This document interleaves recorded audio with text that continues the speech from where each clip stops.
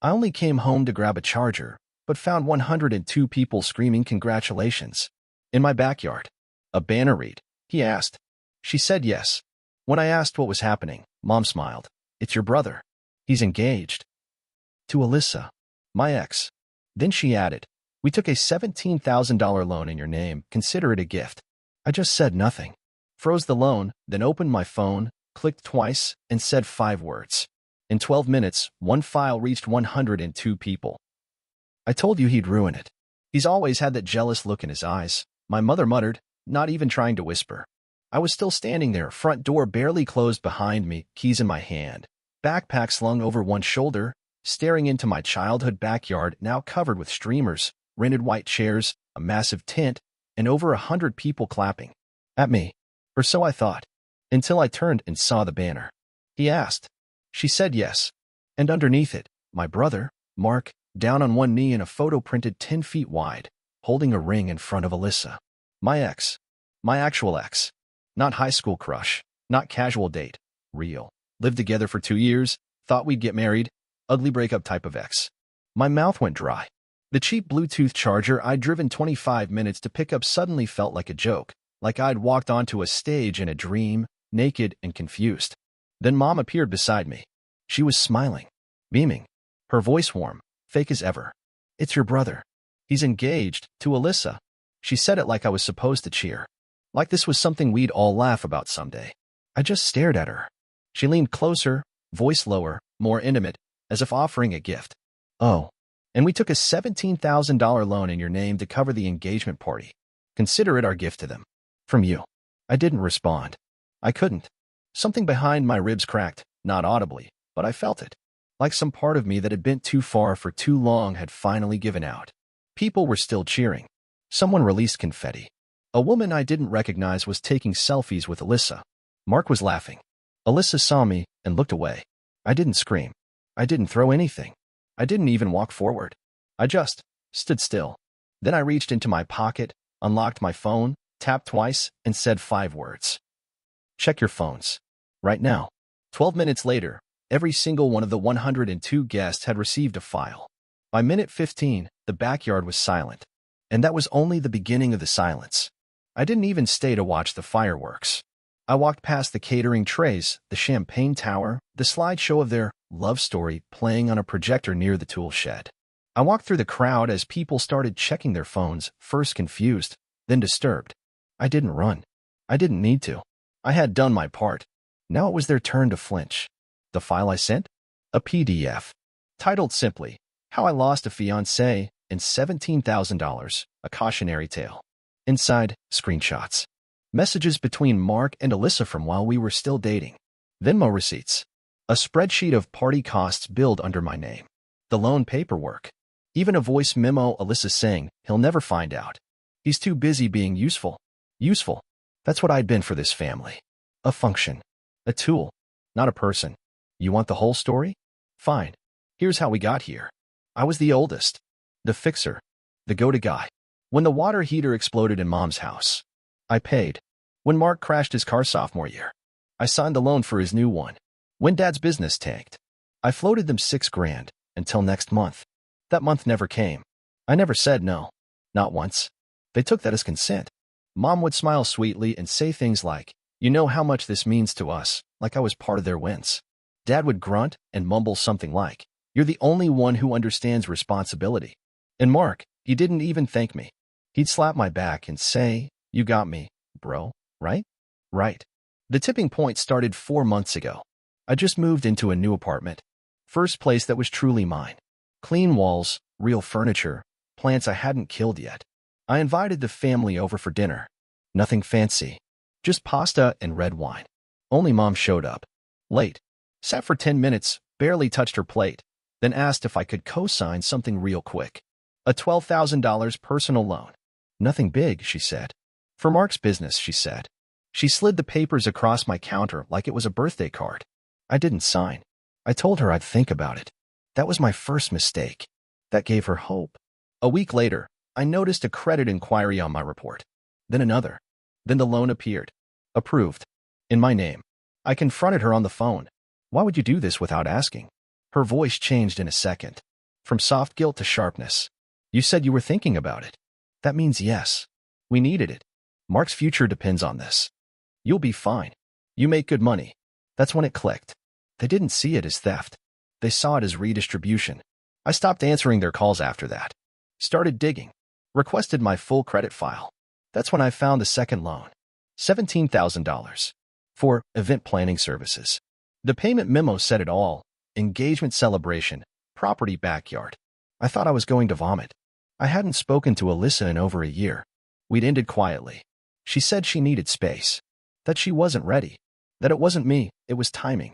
Turns out it was me. Or more accurately, it was Mark. I don't know how it started. I don't care. What mattered was the date stamps in those messages. She texted him the day after she left our apartment. Called him baby a week later. She never even blocked me. She just moved on like I was a couch she didn't want anymore. And they all knew. The texts made it clear. Dad had offered to help Mark buy the ring. Mom had invited Alyssa to Sunday dinners. My whole family had wrapped my ex in open arms while I was still blaming myself for not being enough. And worst of all, they were proud of it. The Facebook post came next. 2 weeks before the party. A private album labeled Big Day Soon. I wasn't tagged. I wasn't even blocked. I was just forgotten. Photos of my brother's hand holding a ring box. Alyssa giggling on the patio. My mother in the background with a clipboard and that smirk she only saves for holidays and betrayals. The caption, when you know, you know.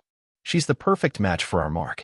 I hadn't spoken to any of them in weeks, but I knew what I had to do. I froze the loans.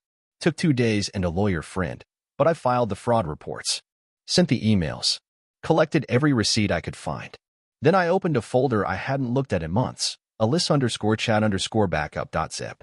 I'd saved our iCloud backup after we split. Not because I was bitter, because I'm thorough. Inside, voice notes, photos, location data, even her journal entries, typed in Google Docs under her own name. She wrote, he's sweet, but dull. Too safe. Mark is fire. Mark makes me feel dangerous again. She wrote that while she was still using my Netflix. That line made the file. The day of the party, I parked 3 blocks away. I didn't even dress up. Just jeans and a hoodie. I walked around back like I belonged, because for years, I did. They didn't notice me at first. Everyone was too busy raising glasses. There was a Mark plus Alyssa cake, monogrammed napkins, a photo booth. Then someone spotted me. Oh my God, you made it. That's when I saw the banner. The crowd. My brother on a stage with a microphone. And Alyssa, wearing my mother's pearls. I stood still. Then Mom spotted me and said the line that lit the fuse. We took a $17,000 loan in your name. Consider it a gift. Gift. She said it like I was Santa Claus. So I clicked the file. Hit send. And everything fell apart fast. The aftermath was instant. Alyssa's boss was there. She left before the second page of the PDF finished loading. 3 of Mark's friends started arguing with him on the lawn. And Cheryl tried to pretend she didn't see anything. Dad came storming after me as I walked out the side gate. You think this little stunt will undo what they have? You think you're going to ruin their happiness? I didn't answer. I just turned my head slightly and said, you shouldn't have signed my name. He grabbed my arm. I pulled out my phone. If you touch me again, I'll be forced to call the authorities. He froze. Good. That night, the group chat exploded. Dad, you need to fix this before it gets out. Mom, how could you do this to your own brother? Mark, come talk to me. Be a man about it. Alyssa blocked me. I let them boil. Then I dropped the final spark. I uploaded the folder to a cloud link. Set the permissions to public. Caption it. Just so everyone's clear, this is how my family celebrates love. Theft, lies, and someone else's ex-enjoy. 3 days after the backyard ambush, I got a text from my mother. Just us. No drama. We just want to talk. She suggested dinner at their house. Keep it civil. Your father made steak. Mark will be there. Alyssa too. You owe them at least that. I didn't owe them anything. But I said yes. Not because I wanted to talk. Because I wanted to end it. I showed up 10 minutes early. The house looked the same fake piece. Warm lights in the windows, the hum of music, laughter. Like the last 3 days hadn't happened. Alyssa opened the door. She didn't say anything. Her mascara was smudged. Her smile forced. She stepped aside without a word. The dining table was set for 6. Mom brought out plates like this was Thanksgiving. Dad poured himself wine. Mark sat at the end, arms crossed, jaw clenched. Can we all just, Mom started, then exhaled. Can we just talk? No one spoke. So she kept going. This is all a misunderstanding. The loan, we thought you said yes. And the Alyssa thing. Look, relationships are messy. You were over. It just happened. It didn't just happen, I said flatly. Her lips twitched. We wanted to do something nice for Mark. For the family. We weren't trying to hurt you. I nodded slowly, then reached into my bag and pulled out the folder. It wasn't thick, but every page was a punch. I laid it in the center of the table. What's that? Dad asked, already annoyed. Truth, I said. I slid the top sheet toward them, a loan contract. My name on the front. My signature line blank. The one they forged. Next, bank correspondence. Email chains confirming the engagement party invoice, with Mom listed as event coordinator and Mark as payer on behalf of Alex. Third, a screenshot from Alyssa's Instagram DMs. To Mark. He's still paying off your car. You better pop the question soon before he grows a spine. Mom paled. Mark reached for the page and read it in silence, then tossed it back like it burned. That's private, Alyssa muttered. No, I said. It's theft. It's deceit. It's all of you. Using my name, my money, my trust. Okay, Dad growled. So what? You want revenge? You want to humiliate us in front of everyone? You did that already. No, I said. I want accountability. Then I dropped the photo. It was a security cam still from a bank branch. Dad at the counter, submitting paperwork with my SSN. The timestamp matched the loan date. The form bore my forged signature. His face twisted. You've been spying on us now. I've been protecting myself, I replied. Something you taught me never to expect from family. Then came the final blow. I pulled out the letter, stamped from the credit bureau. A notice. Due to suspected identity fraud, my father's access to all major credit institutions had been frozen. His score? Now flagged. His ability to co-sign anything? Gone. I placed it in front of him without a word. He didn't read it. Just stared at me, eyes boiling. You think this fixes anything? He spat. You don't fix this, I'll. That's enough. A voice cut in. We all turned. A new figure stood in the doorway. Tall, lean, familiar. Alyssa's ex-boyfriend. Evan. He walked in, cool as ice, holding his own little folder. Hope I'm not crashing anything. Just thought it was time someone else spoke. Mark rose like he was ready to fight. Alyssa whispered, Evan, get out. He ignored them. Just so we're clear, he said, opening the folder. Alyssa was still living with me when she started texting him. And texting you. He nodded at me. About needing space. He placed printouts on the table. Messages, time-stamped, side by side. Same day. Different guys. Same lies. She played us both, he said. But I moved on. I don't need revenge. I just need closure. He turned to me. She told me your family would cover everything. Because you always do. That you were trained to say yes. Her words. Then he left. The silence after he walked out was unbearable. Even the knives looked ashamed. Mom tried one last time. Honey, we can get past this. We just have to. No, I said. I stood. I'm not part of this anymore. Not the guilt. Not the debt. Not the lies. Mark stood too. So that's it. You're walking away? Over a girl. I looked at him. You mean my ex? Who you proposed to using money stolen in my name? He said nothing. I leaned forward. You deserve each other. You all do. Then I walked toward the door. Dad stood. Don't you dare turn your back on this family. I turned. I didn't, I said. You turned yours. I just finally noticed. I walked out. And this time, no one followed.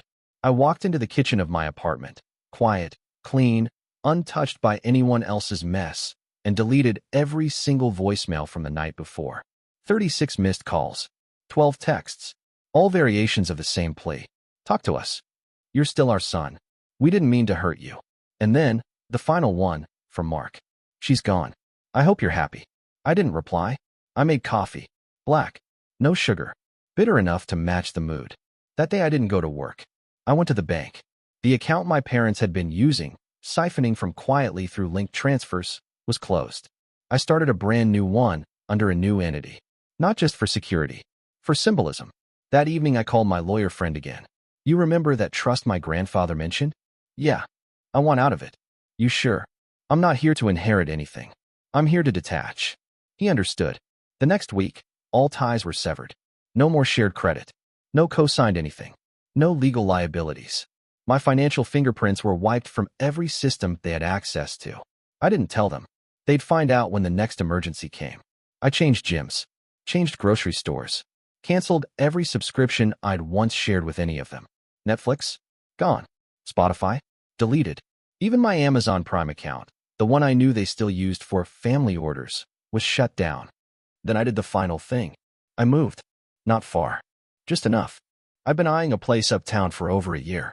A top-floor corner loft, exposed brick, full light, key code access, underground parking. I signed the lease the same day I got the text from Mark. She's gone. Good. Let them handle whatever came next. I was already gone. 3 days after the move, someone knocked on my old apartment door. It was Dad. My old neighbor called me. There's a guy here pounding the door like it owes him money. I never responded. 2 days later, it was Mom. She left a note on the old welcome mat. Just one sentence. Please don't do this. I didn't. They already had. I spent the next month rebuilding everything in silence. I finally took the trip I'd been postponing for 3 years. No Instagram stories. No updates. Just me, a cabin in the mountains, and a book I never finished. And when I got back, 2 emails were waiting for me. One from a private investigator I'd quietly hired. The other from my grandfather's lawyer. The first was simple. Dad had tried to apply for another small business loan. Rejected. Flagged for fraud. The second was better. The trust was restructured. My portion was no longer accessible by any other family member. The clause that allowed shared access in times of emergency gone. It wasn't revenge. It was insurance. Weeks passed. I didn't hear from them. But then Megan, Alyssa's older sister, found me. She showed up at the building lobby. I'm not here to fight, she said. I just want to tell you something. I hesitated, but let her in. We sat on the small sofa by the elevators. I didn't offer her water. She didn't expect any. She looked down at her phone, then at me. She left the state. Alyssa. Moved back with our mom in Ohio. I didn't ask why. She blamed you, Megan continued. But I know better. I know what she did. What they did. I still said nothing. Then Megan said something that made me pause. She said she thought you'd never fight back. That you were too passive. Too desperate to be loved. I nodded. She was right, I said. Until I wasn't. The next day, I walked into a notary's office. Signed over the old family car I still technically owned, the one Mark drove. I donated it to a veteran charity. They picked it up the same afternoon. I didn't tell him. I figured he'd notice when the car was gone. Maybe that's when reflection starts. And when Mom tried to reaccess the family health insurance portal, surprise, I wasn't the listed sponsor anymore. They need to figure it out themselves now. Every quiet click of disconnection was a brick back into place. I wasn't loud, but I was permanent. It didn't end with screaming. It ended with silence. They faded from my life in slow motion, still calling, still pleading, still pretending I was just being dramatic. But I wasn't angry anymore. I was free. I never went back. Not for holidays. Not for funerals. Not even when Aunt Rachel sent a message that things have calmed down. There's a difference between letting go and giving permission to come back. I wasn't doing either. I deleted every photo that had their faces. Blocked every cousin who sent me just checking in texts. The kind of check-ins that only come after rumors. No more, maybe one day. No more, but they're still family. No more guilt in a glass jar. Some people think revenge is a loud thing, a scream, a fire, a wrecking ball.